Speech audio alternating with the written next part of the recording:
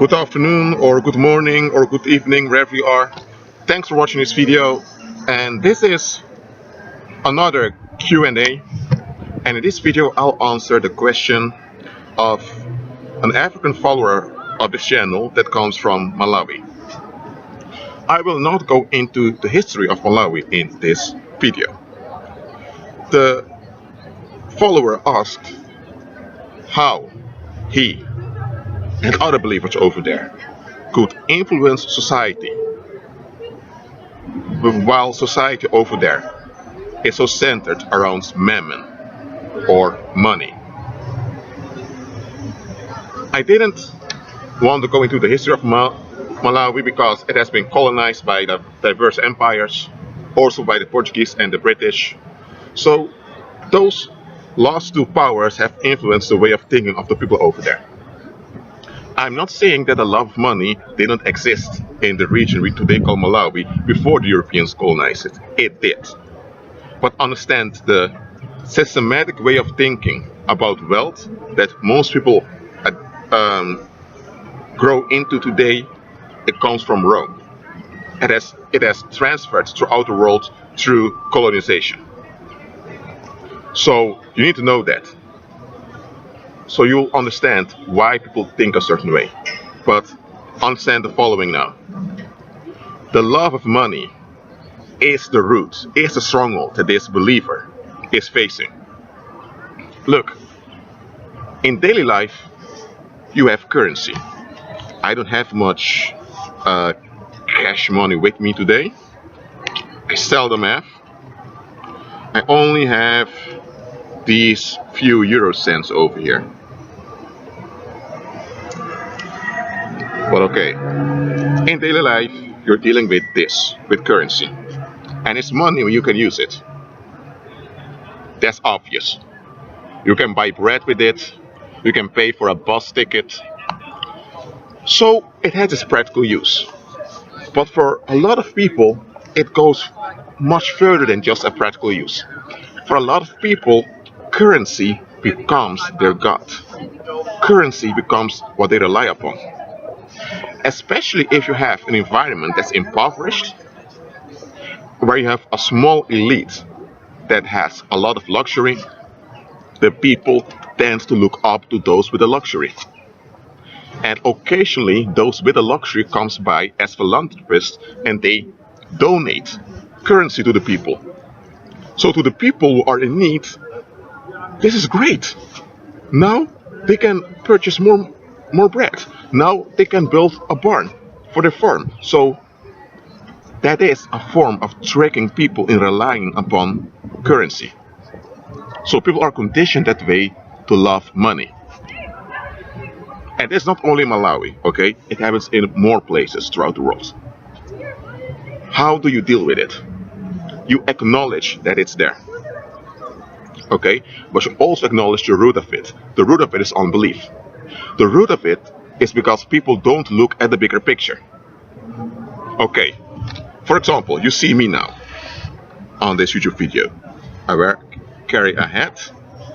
I have a jacket because it's a bit cold today. I have a sweater below. And you see a building right over here. Here's another building. If you would only see this, you may conclude that I'm somewhere in a remote suburb in America or in some European country. I am in a European country now, but I'm in the city center. But someone that's from Mumbai, India, or from Tokyo, or from Seoul, or from Seattle, or New York City, if they see this, they think I'm in some kind of village. Why? Because to them, a city center is a place filled with skyscrapers. That's what they have been conditioned to think a city center is. So when I say I'm in a city center and they look at this video, they tend to think, Rashid, a city center, Rashid, you need a psychologist. No, I don't need a psychologist. I am in a city center. Okay, but it's not the same type of city center they're used to. Why? Those people, they don't have perspective. They have their expectations they've been conditioned into. Not all of those expectations are wrong, but they don't look any further than those expectations. They're not used to, because worldly people seldom look further than their expectations. Seldom, even when they look a bit further into the facts, it's based upon expectations they haven't evaluated. In the same way, people tend to think that those with money, those with currency, are important. They don't look further. They don't ask the question, what makes money so powerful? What is it? Why is it that some people with a press can print some money, print some paper with ink on it, and now it has this value? Or why is it that some copper or some zinc that's being smitten upon with a hammer as a coin has a value, and when you go with that coin to cross a border or to cross a river, it's worthless. People don't look any further. So as a believer, what you do in such instance, okay, this truck is almost gone. I hate it to be distracted like this, but I'm in public, so I'm not complaining. Look, what you do is, you walk by faith, that's first of all. You operate in biblical abundance. I'm not talking about the prosperity gospel and that BS of you pay your tithes and then you're becoming a millionaire with your own private jet and all that. I'm not into that crap. You operate in biblical health, biblical wealth, because both are connected. There is no such thing as biblical wealth without biblical health, okay? You operate in it and you use your currency for the things you need to buy bread, to pay the rent. So you go to the job, you do your job and all that, but meanwhile, you decrease biblical abundance. And once in a while, you take a few currencies, a little part of your currency, and you risk it. I'm not telling you to go to a casino, no, absolutely not. But you can invest it in a small business, or you can try to, well, if you'd like to write a book, begin writing a book and try self-publishing. Just undertake something with a bit of the currency, okay? Because you operate in biblical abundance. So be confident in what you're doing. Be confident not in the undertaking, because you're not relying upon the undertaking. You are relying upon Christ, and because you have confidence, you operate in that confidence. Do this. While you're doing this, things will work out for you supernaturally, even when you have little currency, and people around you are going to notice, hold on a minute, how can things work out for that gal over there? Or how can that guy get such outcomes? He doesn't even have money. And then people are going to notice something's odd here. Because what people see is, they have money, that's going well with them. So those who don't have money, things are bad. That's how they think.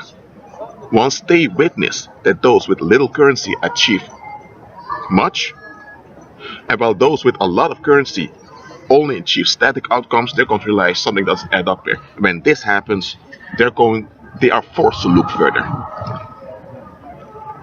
That's why the prosperity gospel is dangerous, which isn't even prosperity at all, because the prosperity gospel is a counterfeit gospel that does not bring true prosperity. The prosperity gospel brings a trap, and this trap kills you over time. Why?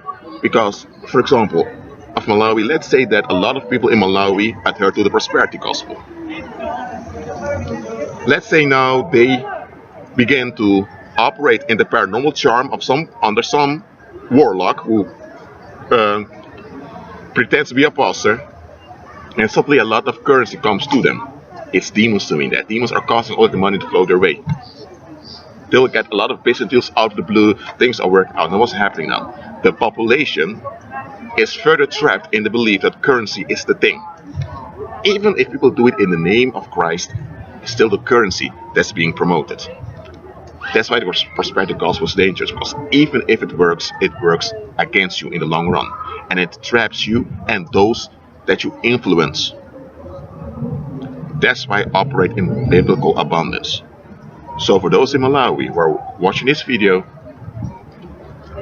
don't fret that people don't tend to listen to you because you don't have currency. You have something much powerful in currency. Yes, currency is relevant. So I'm not telling you to quit your job or any of that.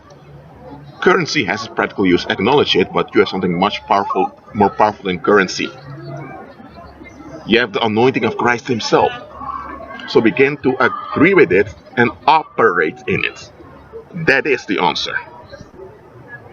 Don't follow the prosperity gospel. Don't follow that cheap crap. Please don't.